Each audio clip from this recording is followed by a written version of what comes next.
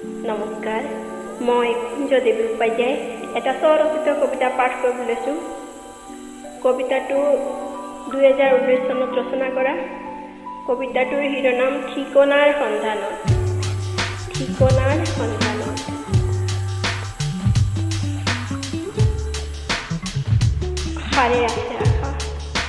সাৰে আছে আশা অনাদৃত তল ভৰা বকুলৰ দৰে। পুৱাৰ বেলিটিয়ে গছকি থৈ যায় ইহঁতৰ সপোন। সাৰে আছে আশা অনাদৃত তল ভৰা বকুলৰ দৰে।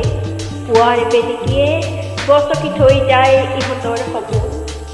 কাম কৰা বাইজনীয়ে সাৰি পেলাই ইহঁতৰ বিশ্বাস।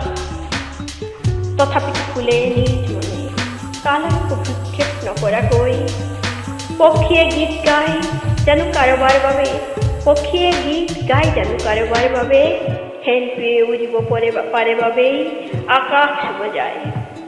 প্ৰশংসাৰ আশা কদাপি নকৰে সি। কুকুৰাজনীৰ বাবে মুকুতাৰ মূল্যই বাকী। কুকুৰাজনীৰ বাবে মুকুতাৰ মূল্যই বাকী। গোবৰৰ মাজত জীৱিত পোকৰ সন্ধান কৰে সি।